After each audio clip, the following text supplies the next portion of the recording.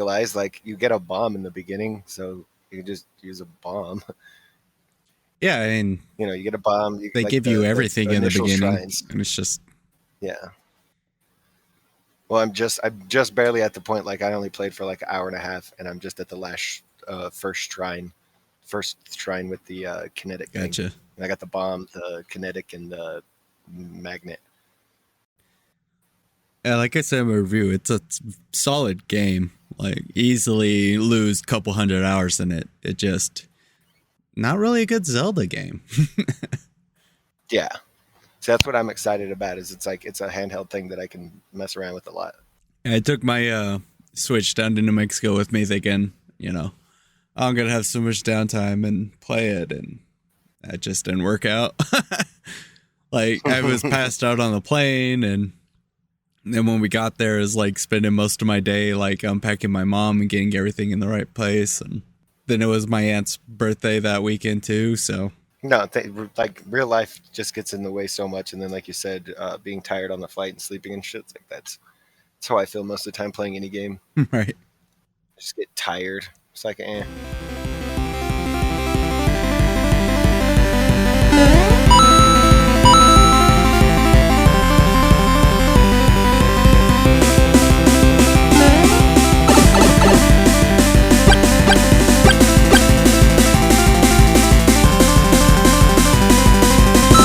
Oh, boo.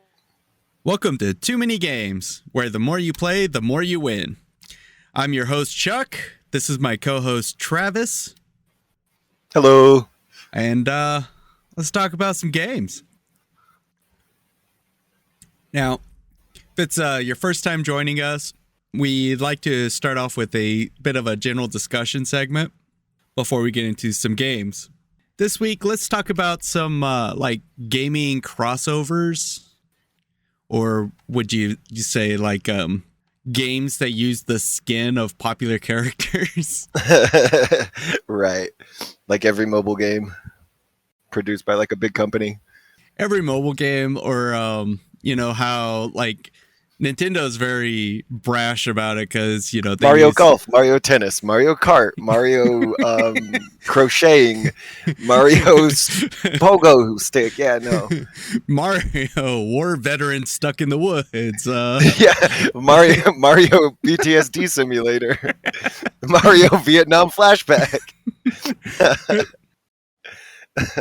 Mario goes to court. The thought came to me because while I was away for the weekend, I played Crypto the Necrodancer, Cadence of Hyrule.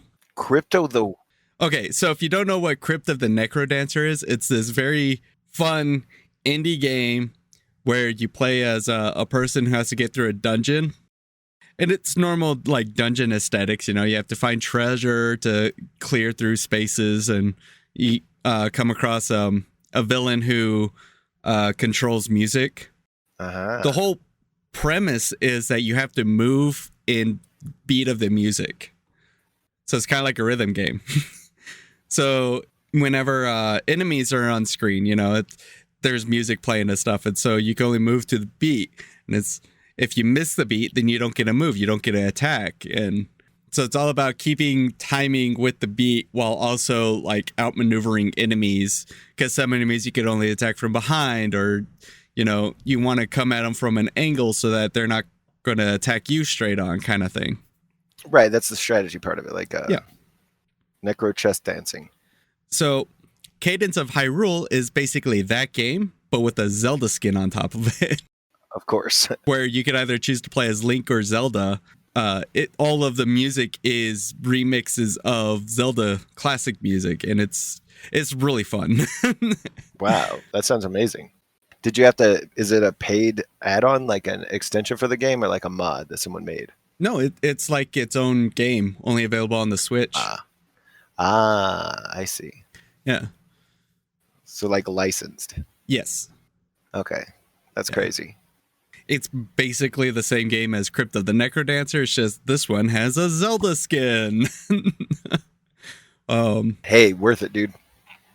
I know we were just talking about it a second ago, but one of our reviews was your Breath of the Wild, and I've always been like, I've always been excited to play it. That's just when that era of gaming is whenever I stopped having like regular access to consoles, and I was like really transient in my life a lot, so I didn't get an opportunity, right? And now I did just today have an opportunity, and admittedly it was at work, but I was at work using the Switch, and the time just fucking flew by. It was so much fucking fun. Yeah, Breath of the Wild is like a open world survival game with a Zelda skin on it. Yeah. No, that's a really good way to put it. Like, I'm trying to think about it a little bit differently as an open world game. Like, already twice there's been two things, like the first Guardian, is that what they're called? Yeah, the first Guardian you see that's like broken down or whatever. Yeah. In my head it's like it's a Zelda game. It's gonna be broken down, so it's gonna be super susceptible, and then they'll teach you about them. No, it just kicked the shit out. It just shot me to death once. It just shot me, and I was like dead. And then so I spent the next like 5 or 6 minutes like ducking out of cover and throwing a bomb at it and trying to shoot it and all these other things. And when I noticed that I had done like maybe 1% of its health, and even then it's like, I don't know if that's just like how the game engine works, and because I did any damage, it takes one sliver off, or that I actually did, like that tiny sliver of damage. But all the same, I was like, all right, discretion and running away and not doing it and everything. Oh yeah. So in my head, I'm like, all right, that was crazy. I'm digging the fact that that's in the game. I immediately ran upon the big rock guy, right? The giant fucking rock guy. And at the time, like 2 skeletons had popped up at the same time, and there's like this big rock going like winding up or whatever. And I was actually on top of it for a second, and like I kind of like I jumped off of it to fight the things, because I was like I went tunnel vision. Yeah. And so like as I'm killing them and finishing them off or whatever, I've noticed that behind me there's a gigantic like Star Trek-esque rock monster tearing shit up, and it hit me once and killed me. So I went back. I realized it, not my time, not my fight yet. And then I ran out of time. Work went by just like that. Boom. Yeah. Always catches you eventually. You got to go home. Wait, I'm almost at the bus. I know, right? What do you mean you're almost at the bus? You're supposed to be working. And you're the boss. Like that webcom. Hold on, guys. Got to fight this boss real fast. And the next scene is him just punching his boss in the face, and he sits back down at his computer. Other people's humor. Other people's content. Fantastic. No, so we were talking about the unabashed way Nintendo just rips off anything that might be fun and slaps a Mario skin on it. Yeah. I mean, it's not just Nintendo, but Nintendo's very prevalent at it. I mean, how Riot Games Valorant is a reskin Counter-Strike, Oh, absolutely. Well, I mean, yes and no. It's the same way as they're like Apex ripped off. I mean, you keep going. What was that Call of Duty game where you're sliding around all the time? But then, no, I guess it's Titanfall. Yeah. Because it was Titanfall 2, but it was by the same people. Yeah. It's the same people, yeah. Yeah, I mean, there's some good, there's some bad, and it also seems very weird on which games get considered ripoffs and which ones don't. You notice that? Right. Back when Dante's Inferno first came out, like it got God of War. Horrible reviews just because of how much it copied from God of War. Yeah. But fucking Mario does it all the fucking time, and everyone's like, "Oh, 5 out of 5 stars." A new Mario game. It's Mario. When was the last time you played a Mario Golf, tennis, whatever? I think I did the Wii version of tennis. Okay. It's been since the Nintendo 64 that I did golf. I never played his baseball or soccer games. I played a bit of Mario Kart 8 on the Switch. Yeah, I played a little bit of Mario. I could never keep track of which Mario Kart it was, right? Because I would just sit down at a party or something and be like, all right, we're playing Mario Kart. And I'm like, oh shit, Mario Kart double dash, triple, whatever. Well, Mario Kart's also one of those I don't understand everyone's boner for it. It's I play and it's okay, it's just a racing game. You get to first, you drift around corners, easy peasy, lap's done, do it 3 more times. Chuck, what are you doing? This is going online. Nintendo will hear you. I mean, no one's really listening. A better fucking kart racer. No. You know what was great? Diddy Kong Racing. You know what happened? They stopped making them. I know. I actually really like Diddy Kong Racing. That was a fun fucking game. They actually like made kart racing kind of like feel new and fresh and stuff. And then Nintendo's like, oh no, fuck this. We want to go back to basics. We want to just have people go around in fucking circles. It's about the race, baby. Throw a turtle shell. Throw a turtle shell at each other. Bing, bang, boom. Oh, man. No, I talked about the blue shell racing, didn't I? The blue shell speed run. I don't think so. I haven't told you about this? Oh, this thing's fucking wild. There's a group of speedrunners that so they go in last place because you have a higher percentage chance of getting a blue shell. I don't know. I guess I don't really need to like talk about the super specifics of it. Just what you're trying to do. You're trying to get a blue shell, get in last place, and then go from last place to first place, and then blue shell yourself as fast as possible. Okay. I didn't say it was like a great reason or anything, but that's like what is the objective? Is just to hit yourself with the blue shell? As fast as you possibly can. But you're not beating the game. What do you mean? I mean, you play the game to win, right? Well, yeah, but that's just So if you hit yourself with the turtle shell, you're not winning. Well, so that's when the speed run ends, right? I don't make up the challenges. I don't get you and I are on the same page with that. Bring back Diddy Kong Racing. I'm about it. I'm fucking about it. I'll play the shit out of some Diddy Kong Racing. Although Mario Kart's great too, man. Mario Kart's so much fun. I played the shit out of Mario Kart 64. Like that was a big party game. I played a lot of I was lucky to have multiple Nintendo 64s in my group of friends and be at that perfect age where like I had friends that all wanted to play. We played GoldenEye and eventually Perfect Dark, Star Fox, WCW versus NWO, shit like that. Mario Kart, played a lot of Mario Kart. And, eventually it goes to that, like, if you're playing battle mode in Mario Kart, it's really easy. You're just sitting on people with shells. You're doing all these things. But then whenever you get 4 people, it becomes, like, super fun then, right? Whenever you get a bunch of people, it just becomes mayhem instead of, like, a grudge match. Right? Yeah, I never had that many friends. No, I'd have, like, one friend during the Nintendo 64 era, and we'd play a bunch. Played what was that game? It's like NFL quarterback something, like 98 or whatever. Hell yeah. Hell yeah. And they would play Cruising USA and Cruising World. Hey, those are fun games, man. Yeah. Yeah. But not fun when it's 2 people and 1 controller. Ooh, how about that? Think about being poor. You end up having to wait your turn. Yeah, man, being poor sucks. See, I mean, what other games?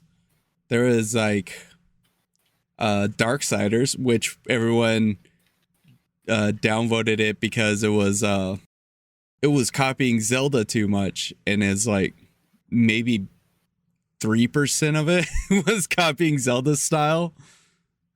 Everything else was its own thing, and yet it still got Zelda clone. flagged for being Zelda clone. It's like, oh, okay, so other games can't copy Nintendo, but Nintendo could copy everybody. Got it.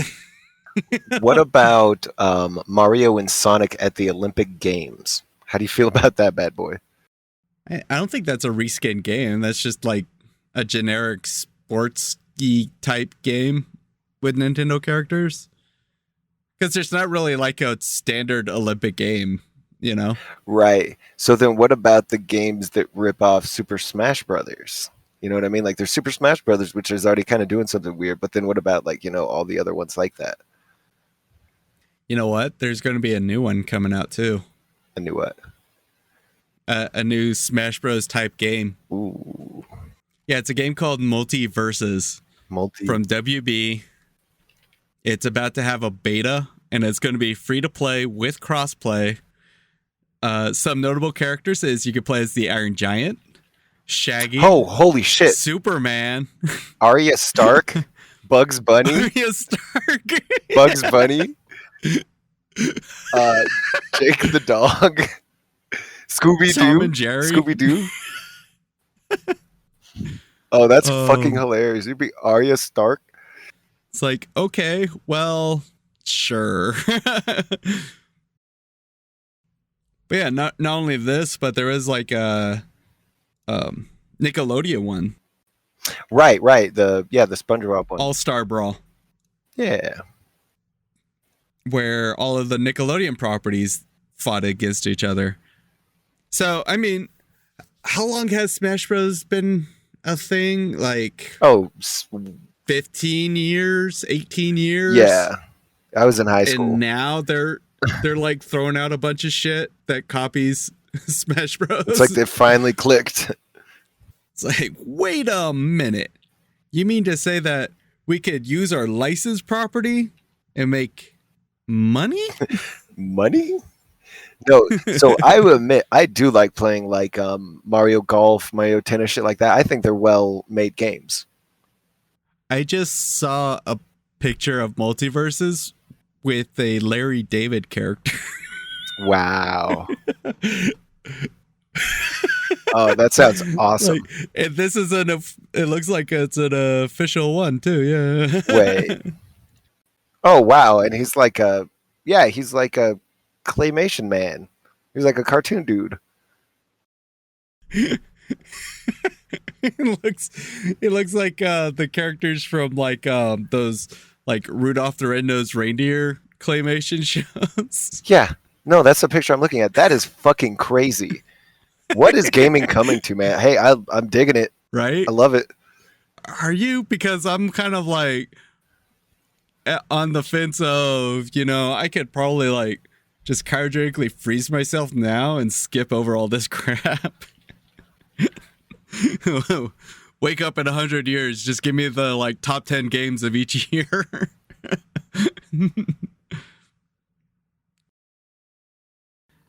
So let's see. Favorite Mario Kart item is I really don't care. None of them really stand out in particular. And you could say, oh, the blue shell because that goes after the first one. Well, Mario Kart is so easy. Who's always in first place? Me. Go for the red shell, which is a homing thing. It's like, okay, I kinda maybe. Green shell's kind of a dick move, but really fun to aim. Wow, I've never seen you this confident with a game before. Right? And Mario Kart's fucking easy, dude. All right. Maybe in a multiplayer setting with like friends playing against me and stuff, it has some challenge, but base game playing solo, it's fucking baby game for babies. Baby game. You're just killing that AI, just embarrassing them, Right? fucking whipping them around them, doing donuts. Love it. I will say, I appreciate Mario Kart because they choose not to do rubber banding. And that is one of my most hated things of any racer game, is the rubber banding. It's like, if I am going into a race where all of the other racers are in like fucking gremlins, and I'm driving a Ferrari, a gremlin should not be able to keep up with a Ferrari. Right. I get that. See, that's one thing I do like about like I'm not a big car guy or whatever, but I remember with my original Xbox there was a racing game.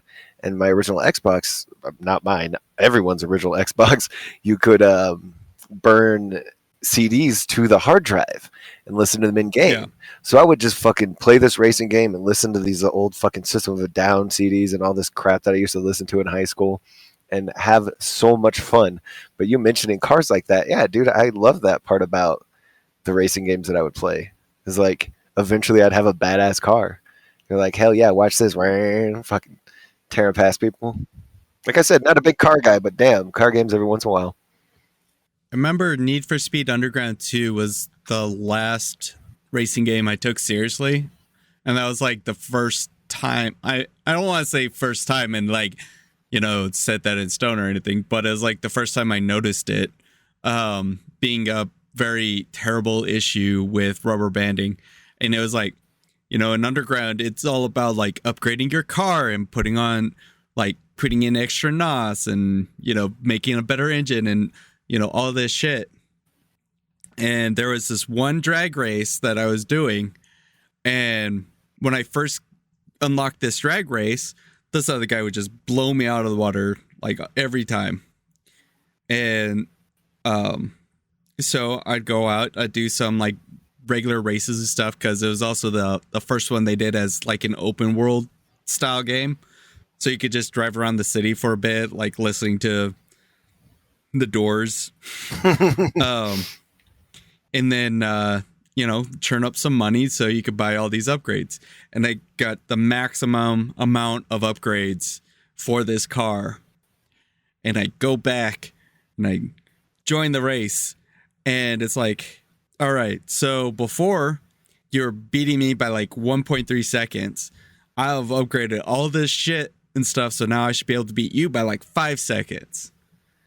And the race happens. And it was neck and neck. And then at the very end, he popped his own NOS and like sunk the win. Wow. It's like it should not have been neck and neck at all. Like the amount of upgrades I put into this car to increase all my speed and power and all that shit. It's like I should have been able to blow this thing out of the water. But they wanted to make that like the bottleneck race kind of thing, Yeah. Yeah, so no matter what, it like you said, it evened out. It rubber banded. Yeah, I never finished Underground 2. I played all the way through the first one, and I love the first one. But that really pissed me off on the second one, to where I just stopped playing all racers altogether. Ruined the genre for you. Pretty much, yeah. Mm-hmm. Because every now and then I'd try, like I'd play like the new Gran Turismo. They'd put in rubber banding. So it's like, that's kind of where I get my reference of like Ferraris versus Gremlins. Don't bullshit me. It's like if I spend enough time on this game to buy a Ferrari with my in-game currency, reward me with the feeling of superiority it comes with. Well, yeah, I think like every game should do that a lot more. I just don't. It's kind of bizarre. Like they're more worried about having people feel superior faster and faster instead of like actually having superiority. Yeah. Well, yeah. I mean, if I spend a bunch of time in a game, so that's something else big that, games that scale enemies to your level, I get that. But then I also like a very well developed game where if you ever go back to where you used to be, you're just crushing the shit out of stuff because fuck them. They're little idiots. Oh, yeah. Frankly, I mean, fuck that entire Bethesda gaming style where everything like stays with your level. The scaling. I hate scaling so much. It's like its main pro is that if you're trying to grind out levels, there's always something there that'll give you like a bunch of XP to get that extra level and stuff. But then the downside is like I am now completely adorned in full draconic armor with dragon bone two-handed sword and shit, and the fucking level 1 skeletons could still beat the shit out of me because they skilled up with me, Yeah. It's like, come on, give me something. No, hey, I'm right there with you. I agree. Fuck Skyrim. That's perfect segue into your game, Travis. Pew, pew, pew, pew. What is it? Fallout New Vegas.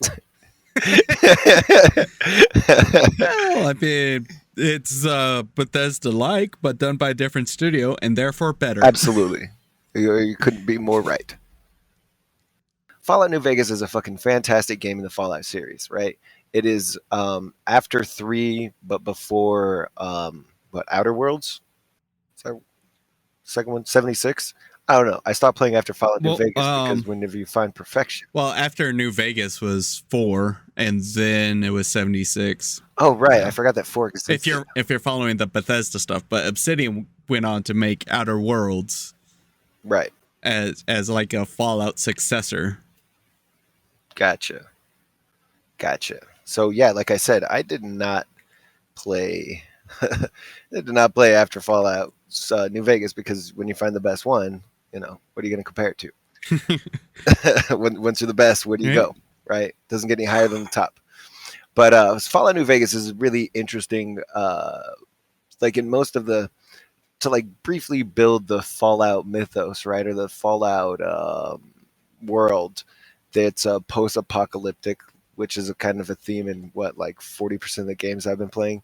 It is a post-apocalyptic game where your character, through whatever means. So now most of these Fallout games, you survive in like a vault, and it's a central theme to all these games. In fact, like that's the point of the first one. You're like locked away in a vault, and that's how you survive the nuclear fallout. Then you come out of the vault and you go and experience the world as the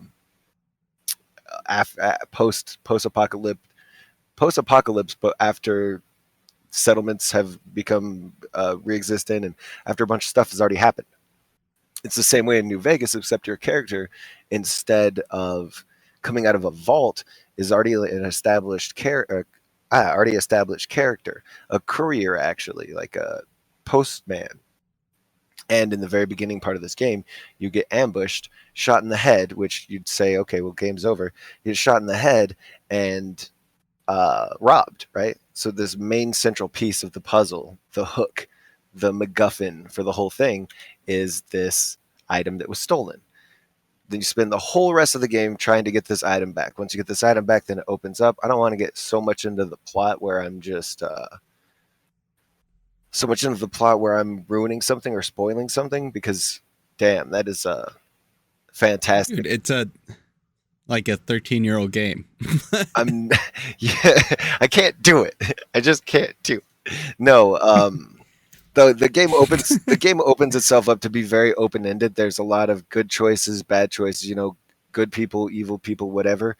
There's a lot of really interesting things that happen there where you can choose to be, I mean, like straight up evil. You can be an evil character that does evil things, or you can, and I wouldn't even say good, because it's almost like a lesser of those evils.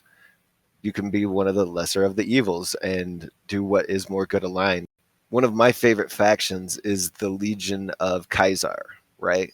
And it's the Legion of Okay. Kaisar, which is so fucking funny because it's actually Caesar, right? It's spelled Caesar, and that's how you say the word Caesar, the Roman word, or the Roman name Caesar.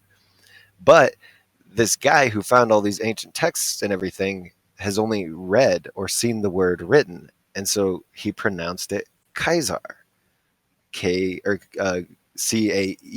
Kai Sar, Kaisar. And so everyone refers to him as Kaisar, and he's the leader of these Roman influenced, really just horrible people that rape and murder, still kill, pillage villages, burn shit down. They're just really brutal people, and they call themselves the Legion of Kaisar. It's like that alone. Not that I think those are cool things or anything. I just think that's a really neat spin on history, that some things like that's going to happen. It's like a nice little spice, little flavoring added in for the RP. Right. That's what I mean. That's a really good point into how all of Fallout New Vegas works. There's so many interesting things as far as like the different groups of people go. So the game in itself is a open-ended game. You can decide to go any direction you want. You get kind of gently pushed to go one direction, and if you try to go the more direct route, there's some really terrible, nasty, fucking Deathstalker giant dinosaur lizard monster things that'll fuck you up. Or you can say, you know what, fuck it, this is a role-playing game, this is an open-ended game, I'm going to do every single thing I can to get through this area, even with these big monsters here. And it might take you a couple extra hours to get through or whatever, but if by God you want to do it, you can do it in Fallout New Vegas. Or alternatively, you can do what the game is kind of pushing you to do and go, instead of north, go east. And then that kind of opens up more of the beginning part of the game. But then you could also go south or west. There's just really not shit to do there.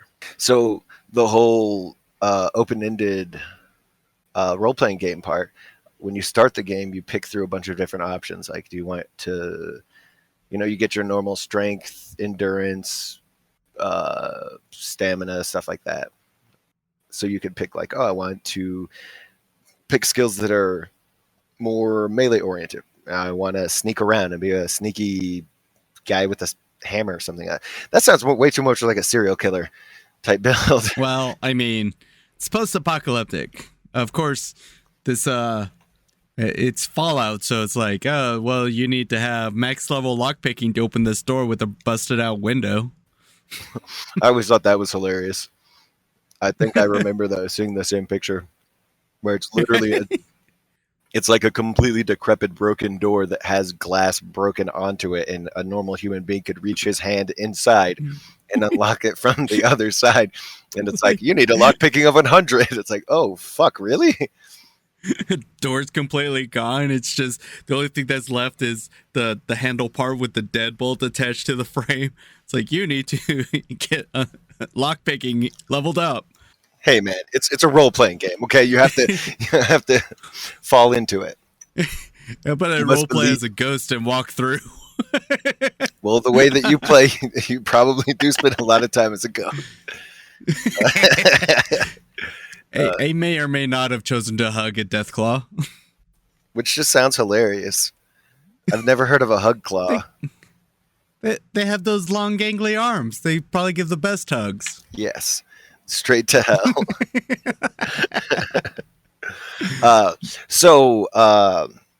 As far as like the basis of the game goes, it's a role playing game. You pick your stats, you level up, you get experience as you go, you find different weapons as you go, different upgrades, armor. That's always a really fun part about, like we were talking earlier about, like power creep in games. You want to be stronger, you want to be more successful, you want to be more of a badass.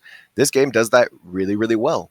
You might find, a pack of 5 or 6 lesser enemies, or, not quite as strong enemies, but you'll just mow through them at a certain point, unless you have like a non-aggressive build, I guess. I don't know. If you really wanted to. Right. I hate using like absolutes in this game because I can see myself in my head going like, well, I get killed all the time playing this game.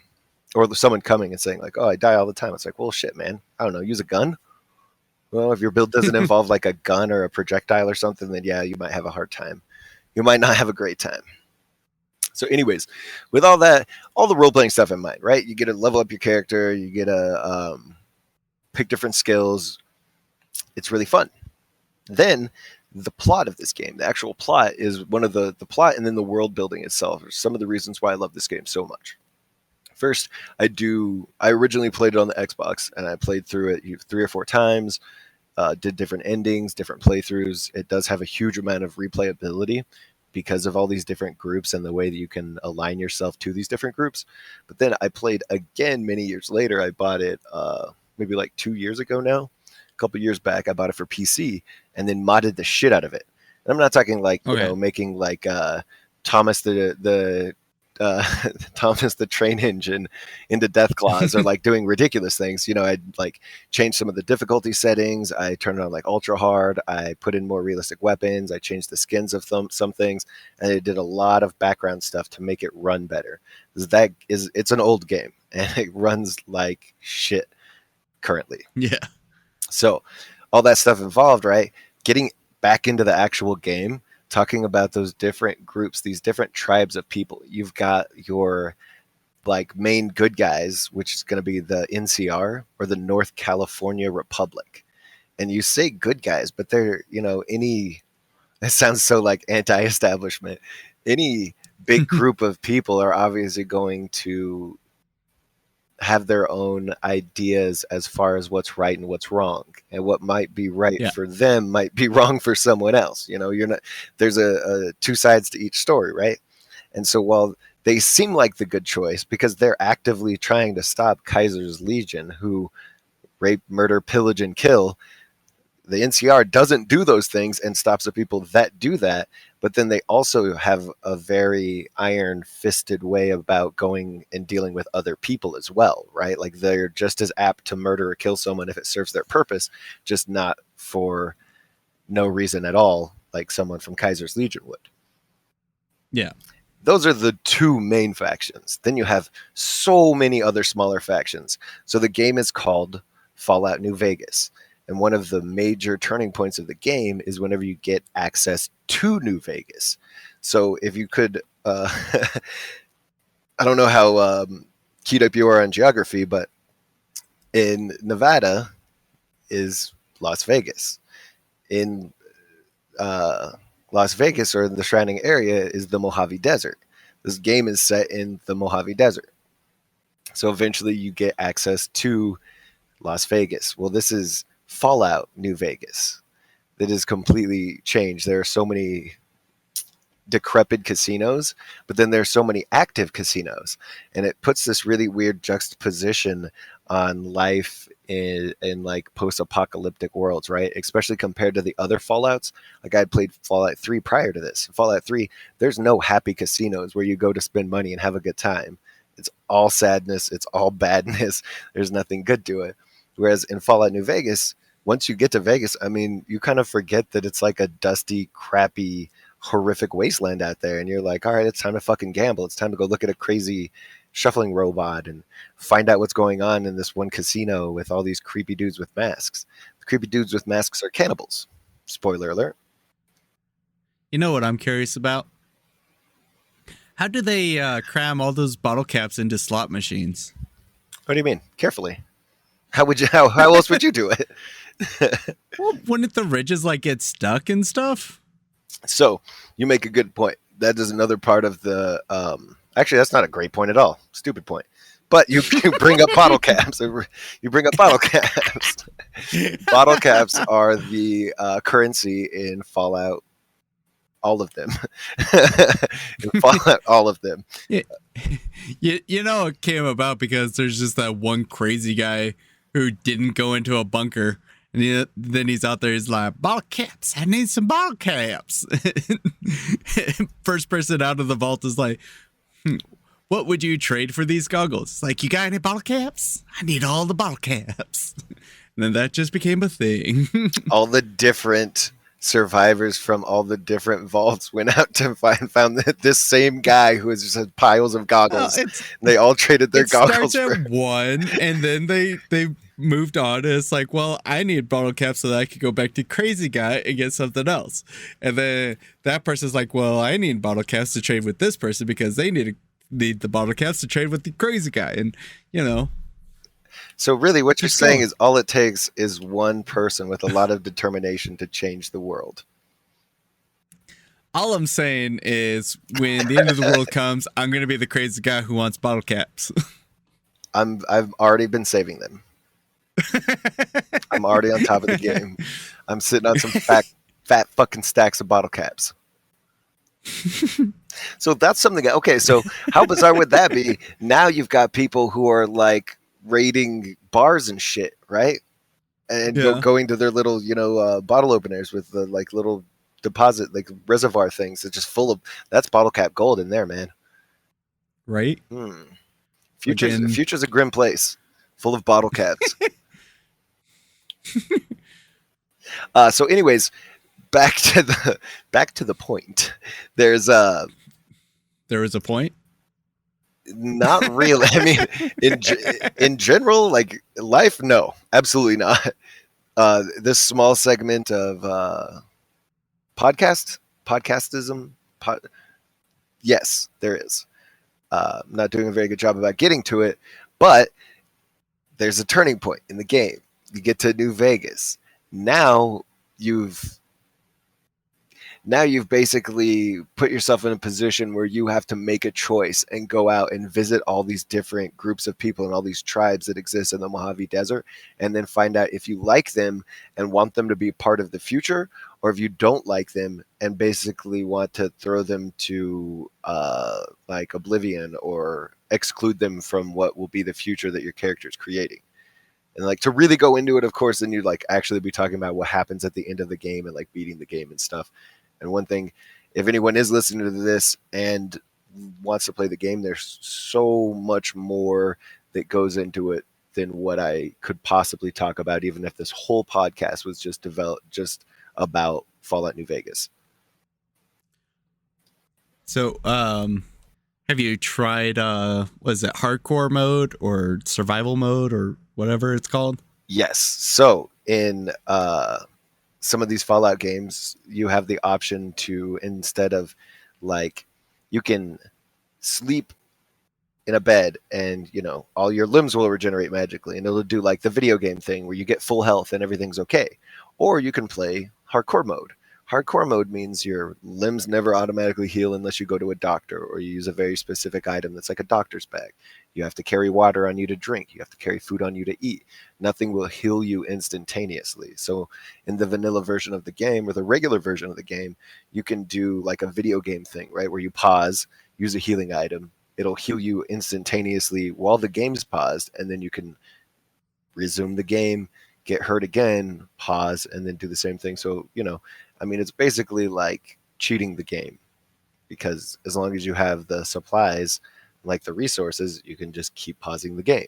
Well, that's what I really, really like about the hardcore mode, or like the survival version, is there's no instant healing. You might get a tiny little bit, like, a 1% or 2% or maybe even 5%. But unless you're going to sit there and go through a ridiculous amount of resources to heal like 20% of your health instantaneously, you're just not going to do it. So you're not getting into these fights that would fuck you up, because you can't just pause the game, top your health off, and finish a fight that you weren't prepared for. But again, like, I've played the game like 4 or 5 times. I'm not a master by any means, because damn, I have watched some videos about people who love this shit, who go nuts, have way too much specific lore just about this game. Super interesting videos, and I could talk about it all day, which I'm trying not to do right now. But as far as just like actually enjoying the game, or like the difficulty spike with hardcore mode, I find it so much more rewarding. Oh, the only thing I really don't like about hardcore mode is ammunition has weight, which, like, obviously it's trying to be realistic, and it's not one of those, Doom things where you just pull a rocket launcher out from nowhere and then you pull another gun out and it just appears on your body. But, you have weight capacities and stuff. And so the weight also transfers to bullets. And, if you're a bit of a pack rat. Dude, I am a complete loot goblin on these types of games. Yeah. And I hate weight limits. Oh, absolutely. If I see something, I'm grabbing it. Fork, plate, bars of gold, box of ammo for a gun I don't even use. I'm grabbing it all, man. I like how you went fork, plate, bar of gold. Like, that's, I couldn't. What video game wouldn't you want a bar of gold in? Well, but a bar of gold is heavy. Yeah, true. I get what you're saying, though. I think that's another part of what makes that mode so much more fun. Eventually, you're just, eventually you have all your resources set up, and so you just have a little bit of inventory room to kind of play around with if you want to pick up something new, or if you're just like, looting an area or something. Either way, having that management part, it does kind of suck whenever I do like min-maxing and everything. I just don't like min-maxing that much in single player games, because there's not really a point to it. Like getting level 99 in Final Fantasy. It's kind of fun to do, and if you really love the game, then like, why not? Because you could continue to play it and get that much content out and be like, all right, well, I wonder how much health I'm going to have at level 99. But it's the same thing. Why not? There's a very logical reason to do that, and that is to push Sephiroth's face down into the mud and call him my bitch. Okay? Well, that's just because, I get where you're coming with that. You had a lot of unresolved feelings towards that game. Poor Ares, man. Either way, I can't say enough good things about this game. It's absolutely one of my favorites. I was going to wait and talk about it much later, after I had a lot more opportunity to really sit down and plan out, like, I wanted to talk through like one playthrough and it's like, oh, this is what I normally do, and then I normally go talk to these guys, and it just sounded too much like stereo instructions, whereas my normal, my normal like passionate ramblings is working so far. So I thought, why mess that formula up? Well, I know whenever I play, I like to do the Wasteland Wanderer stat, so that, like, because I like going to, I believe it's like north of the map and getting the alien pistol The ray gun, as correct. soon as possible. Yep. Right. So that's another really cool thing. When you make your character, you have this option, right? You can pick these traits. Like you could be, like these negative positive traits, something that would make your character like reload faster, but make you slightly less accurate, right? One of them in particular is called Wasteland Wanderer. And I believe the text for it's like not for the faint of heart if you like wacky weird shit or something. I don't know why I tried to explain it. I briefly in my head like saw a glimpse of what the sentence should look like, but of course it's not like I can't remember the last. Now I'm really just rambling. The point of this fucking feed is if you use it when you make a character, you'll find in your playthrough a bunch of random shit. Like Chuck was just talking about. There's a crashed UFO in one kind of desolate remote part of the game where there is a ray gun and you can use a ray gun. It's super fun, but it is very goofy. It kind of breaks that whole like grim, dark, post-apocalyptic world. But then there's a lot of things that do in Fallout New Vegas games because aliens are canon with Fallout. I mean, there's the whole Fallout 3 story DLC where you actually go into alien spaceships and stuff. You are just shooting. I mean, you were just killing it tonight, man. I was just about to finish up talking about some of the DLC for Fallout New Vegas. There's actually a couple of them, and I honestly have not gone through all of them. That sounds really terrible. Is the fact that I played this game so many times. It's just one of my last playthroughs when I did play through all the DLC that I missed. I just fell off again. I just became one of those things. It just became one of those things. It was like, oh shit. I ran into like a technical issue with some of the mods that I was using for performance, and I couldn't really get it fixed. And it was just a super fucking annoying driver thing that I'd have to. It was way more annoying than I wanted to deal with to get through one of the DLCs that I hadn't. But man, the ones that I did, it's almost a shame that they're not part of the original game and it's just not like a 500 or 600 hour game. It's just a huge masterpiece because they're just as good as the base game, if not better in some aspects. Because some of them, there's a Gunrunners DLC that just is like content. And then there's Old World Blues. And I don't know. I'll do a whole nother thing on all the DLCs for Fallout New Vegas. But as far as a rating goes, I'm gonna have to give it about 17, with 2 being the worst, 7 being the best. I'm gonna give it 12 death claws. 12 death claws? Yep. Okay. Well, there you have it. You heard it here first. More than the average number of death claws that you would wish to face at max level. You're not wrong. And Cazadors. 7 out of 12. Well, no. Ruling stands. What the hell's a Cazador? You remember Cazadors? What the hell's a Cazador? It's a little like half wasp, half barracuda or something, half murder bug. They're the little flying things that instantly kill you. Fuck them things. Burn the shit. Well, it's also a tequila. Burn it. They're all very flammable. Well, if it's a tequila, then it's easier to burn. Like, the game I brought to the table is a fairly new game. It's called Kena Bridge of Spirits. This game is very Zelda-like, like the 3D Zelda games. This girl, Kena, she's kind of a spirit guide. So she could talk to spirits. She's following the path of a shaman. And through the spirits, she kind of has these magical abilities. So this staff, it could turn into like a bow, or it can generate bombs, like activate puzzles and stuff.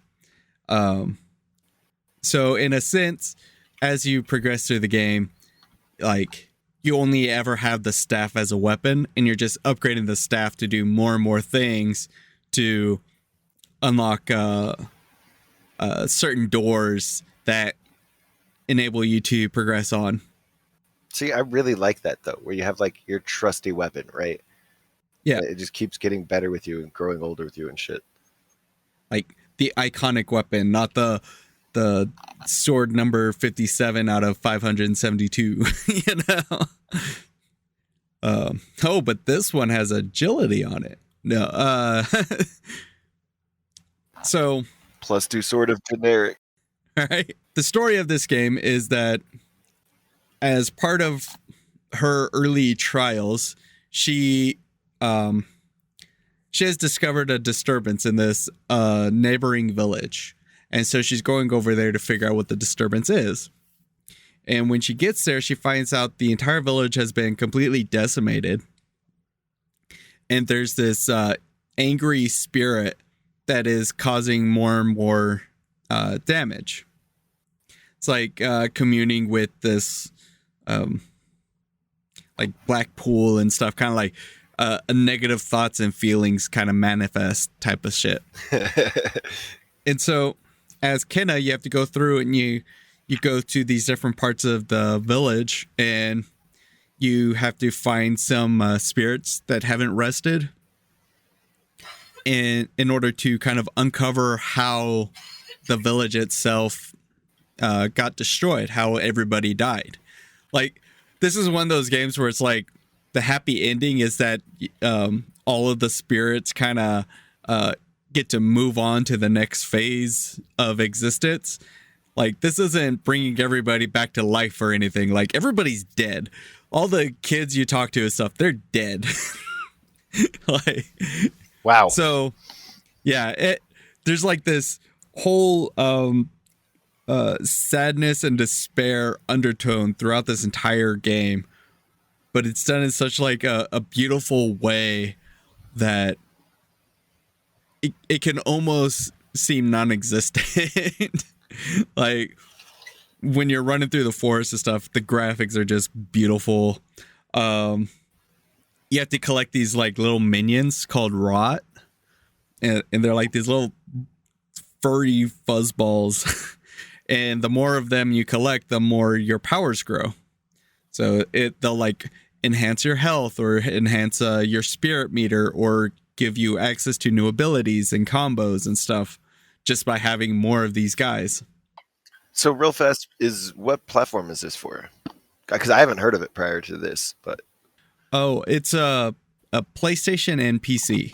I got it for my PlayStation 5, but it's also on the Epic Game Store for PC. Gotcha. It's fantastic. And also, one of the fun things you could do is you could find like little hats for the rot. So you can have like this army of little furry fuzzballs, and you could put like a bird on one of their heads, and you could put like a little like samurai hat on another. Sold. Sold. A chef hat on one. I need to play this game.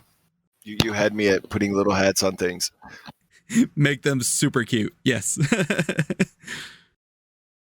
It was designed by a short development team, like a small development team, not a short development team, but it's designed by a small development team. That was oddly racist. It's heightist. It's not racist. Called Ember Lab, and they're an indie studio developed by these two brothers, Mike and Josh Greer. One of the things they would do is they created like animated commercials for stuff. So like stuff like when The Legend of Zelda Majora's Mask came out, they had like a commercial to announce the release date and stuff. I see. These guys kind of developed that. But one of the other things is they would also utilize the assets given to make that commercial and kind of create these like short films. They created one based on Majora's Mask called Terrible Fate. And through the years, they've been kind of like playing with game design and stuff, and mostly trying to build like a new Zelda type clone game. And it wasn't until 2017 that they signed an exclusive deal with Sony to grow their development team and actually start making a game. So from the roots of 3D Zelda, they did end up creating this game, and this is their first game, full game that they've actually put out. Wow. I really want to watch this Terrible Fate. Yeah, this is also like, these guys are American, but the entire aesthetic of the game is kind of like Asian inspired. It's kind of like a Chinese Asian inspired. Right. I could see that from some of the still images I saw. Right. The music is just fantastic. Like, mostly like the environment designs and stuff, like really, really suck you in. I don't know if you've played it, Travis, but some of our listeners might have played it. But like Ori and the Blind Forest. Mm-hmm. Do you know of that game? Oh, absolutely. Okay. There's a very similar aesthetic, where it's like beautiful environments, beautiful like music that can like it creates at the low points. It's kind of like a nice little ambience, like a little flute playing in the background and stuff. And then once the action starts picking up, like it could really hit the tempo and like really get you into the game. Builds up behind you really subtly, and then all of a sudden out of nowhere you're just listening to this awesome soundtrack. Yeah. Well, fuck. And similar to Ori of the Blind Forest also is like it basically starts out in this like horribly depressing set. And it's like, as much as you go through and you're like, oh my god, this area is so beautiful and stuff, you also have to realize like, some very important people died, and it was very sad. And, it's like, why am I still crying? No. It was definitely a great, like, is a very open game. How was the plot? Was it just super generic, like straight up and down? The plot itself is engaging enough. Like the main point of the plot is find out what happened to this village, get the mountain spirit to be whole again, stop the bad guy from causing more damage.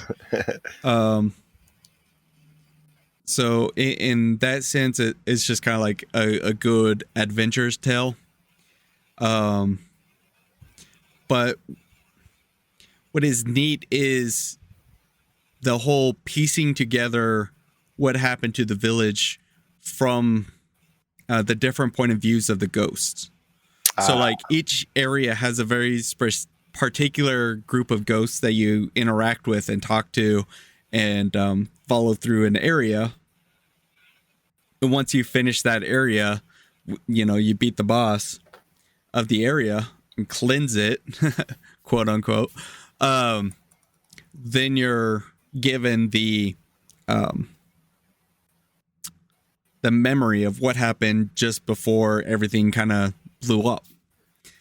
And it's just interesting because it's never like, when you piece all the memories together, it's never like really a straight line of all of this happened kind of thing. It's just like, this is what I was doing when the mountain blew up, and then I died.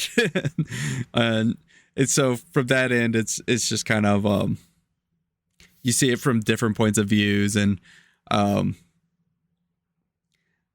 don't know. It's interesting in that way. And then the main twist, I guess, it's not really a twist. It just kind of is what it is. The main villain is the shaman of the village, and the whole reason the place exploded was because he decided that the reason like they were suffering a drought and all their vegetation was dying and stuff was because the mountain spirit decided to provide them with misfortune. So he was going to go up the mountain and dominate the mountain spirit into like forcing good luck on the village. And it all went to shit, and instead he killed the entire village. Jesus Christ. First off, spoilers, holy shit. But no, I do like that a lot. If you're going to play this, like, that is like not really even spoilers. I'm not saying they like tell you all that shit at the beginning and stuff, but right, it's just a small piece of the puzzle. I will say there are a few things wrong with the combat. One of the things is they try to do that perfect parry system, where if you parry at the right time, then that empowers your ability, or overcharges an attack, all that kind of shit. Their parry window is so frustratingly small. Oh no. It's like, you're going through this game. It has this like lighthearted tone and feel to it, to where, like, I'd say like early teens. This game would be aimed at early teens. But there's this small subset of the game where certain enemies cannot be killed unless you can properly parry. Oh no. And that window is just so small. It's like, if I played this at like 13 or something, it probably would have been a turnoff, because those enemies would be impossible otherwise. And now we're probably going to get into a little bit of spoilers. I'll try to keep it as vague as possible. The most trouble I had was with the final boss. And the final boss is like a 3-stage fight. And part of it is the boss fight starts, it takes away all your rot, so all of like your upgrades and stuff. So as you're fighting the boss with like your basic abilities, one ability is that if you have enough rot, and you charge up this bar, it's kind of like an instant takedown maneuver, Right. Like super special attack. But you have to get the boss or the enemy into a stunned phase in order for this instant attack to be able to be used. So on one hand, you have to have this thing charged up, and then on the other hand, you have to get the enemy into a stunned phase. But that bar is also your only means of healing. So it's like, if you're taking a lot of attacks, which there are a lot of bullshit attacks, there are so many attacks that are improperly telegraphed, and so you take so much fucking damage, so then you're healing yourself instead of using it to attack the boss to move on to the next phase. So then you're sitting there waiting even longer to get another dot back, which leads you open to more of this bullshit attack. And then you have the first like in-between phase. So you have 3 phases of the boss, 2 in-between phases. The first in-between phase is you fight a bunch of enemies that you've been fighting this whole game. And you have to fight them with next to none of your upgrades. But when you finally beat them all, you get the majority of your rot back. So then you have a lot more upgrades. Then you're transported back to the boss. You fight the boss some more. He obviously changes up his pattern and stuff, so there's a different way to fight him. But still, he has some more bullshit attacks that do way too much damage. And then you're at the second in-between phase. The second in-between phase is just platforming. That's all it is. And then you get like the remainder of your rot, and then you're in the third phase, which is where you finish the boss. Those 2 phases really needed to swap. Like the 2 in-between phases. Like fighting like 10 enemies with next to none of your upgrades is miserable. And this game is not like Dark Souls. This is not a game that has led you at any point in time that there's going to be this huge difficulty spike. So it's like, you get into that first in-between phase, and it's just, you got 2 enemies that you have to properly parry in order to kill. You have 2 ranged enemies that are just constantly pelting you. You have 2 enemies that can like you can only damage by throwing bombs at them, like spiritual bombs. And Jesus. yeah, so it's just it kind of gets into this like you have to prioritize which enemies to take down first, what enemies you could dodge out of the way, that kind of shit. But at the same time, it's like they would still be challenging, but not near impossible if I had most of my rot when I went to fight them. Having the second in between phase as like just platforming, it's like, why'd you give me all my rot back then if you're just gonna have me jump around to get the rest? You know? Yeah. It's like, yeah, it's this weird difficulty spike on this boss where it like starts out hardest and then it gets easier, and it subverts expectations on a video game. You thought the boss would be harder later on. Joke's on you. Of course, it's one of those where there's no checkpoint between the bosses, so it's like if you're on the 3rd phase and you fuck up and you die, you start over at the beginning. Nice. And I probably started that final boss like 40 times. Jesus, just dude. Because of like random bullshit. Right. Well, no, I get it too. I mean, boss fights are boss fights. Like I mean, it sucks it was 40 times. Yeah, like 10 is a little more acceptable for a really hard boss fight. That's not, you know, Dark Souls. Or supposed to be really hard, like Shinobi and shit. I don't know. Right. I mean, like every other boss in the game, it like took me maybe 2-3 tries to kind of get their pattern down, figure out what I needed to do, you know. And honestly, it wouldn't have taken near as long if, like I said, those 2 in-between phases were swapped around. And I went into the like minion phase with more rot than I had. Right. Well, throw the whole game away. Fuck it. So there's also like a lot of aspects they took from like Breath of the Wild where, you know, a lot of what you're collecting is the rot, which are the little furry guys. So in, say, Breath of the Wild, you know, you're doing like stupid little challenges to get Koroks, and you get Korok seeds from them. In this game, you do those stupid little challenges and you get a rot. But rot is better because it actually upgrades your abilities. Yep. So, but yeah, there'll be things like, oh, you know, there's like a circle of rocks and you just need to put one there and then you get a rot. Or there'll be like you have to go through the forest and light all these lanterns in a certain order in order to get a rot. Just stuff like that. And there's quite a few. It's been a while since I last played. It's like like 150 or something. Oh, right. But you only need like 100 to beat the game. Mm. At least, well, I mean, if they're not hard to find. Yeah. I don't know. I could get way into. We could go all the way back to the like completionist discussion.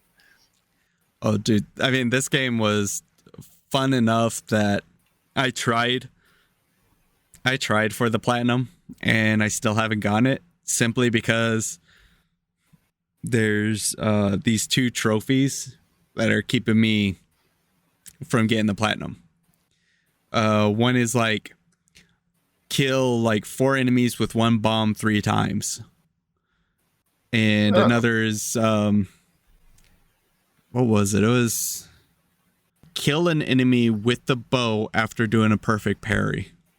Nice. It's like, oh, come on, guys.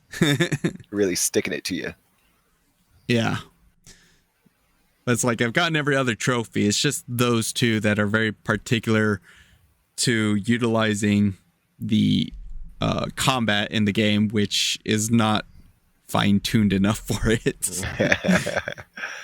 That was like one of my main gripes was pretty much the final boss. Everything else in the game is gorgeous. Just fucking beautiful. I give this game 10 rots out of 10. Perfect score. Perfect score. You got to play this game. Perfect score. Wow. Yeah. I think that's like, our first perfect. I think I mean, you've been doing like over perfect score. That's what I mean. This is the first. Mac. Yeah. No, you're not. Right. This is. I mean, as much as it has the skeletons of Zelda, it is far and away its own game. It's the first game from this studio. It's wonderful. I can't wait to see what they do with it. Hopefully they work on that parry timing a lot more. Because other than that, wonderful. Just wonderful. Couldn't say enough good things. Yep. So, hey, thank you for listening, guys. So we did, I think we talked about it earlier, but to reiterate, we did put up some bonus content. Yes. So this last week, on Sunday, I uploaded episode 5 as normal. But a couple of days ago, I also uploaded the extended version that would normally appear on Patreon, because it would. I just wanted to give a good example of what we mean by the extended episodes being on Patreon, like what you're not hearing when you only listen to us on Spotify or Apple iTunes or any of that. It's like, so if you enjoy us, if you enjoy hanging out with us, check out the bonus episode of episode 5 and just listen to it, see if you like that extra content. If you do, head on over to our Patreon.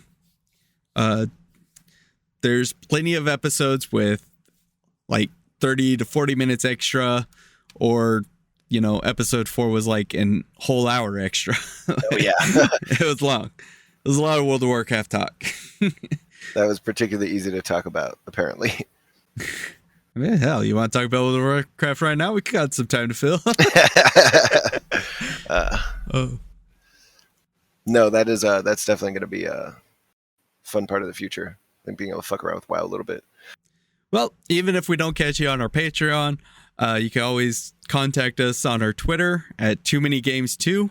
That's TOO minigames, then the number 2.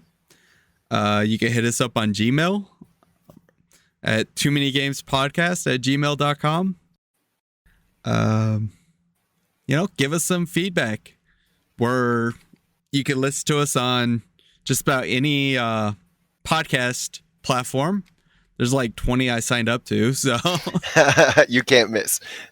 Right? It's going to be hard not to find us. And we'll catch you next week. Good night. Have a good night. Have a good day. Have a good morning, whatever time it is for you. See you next time.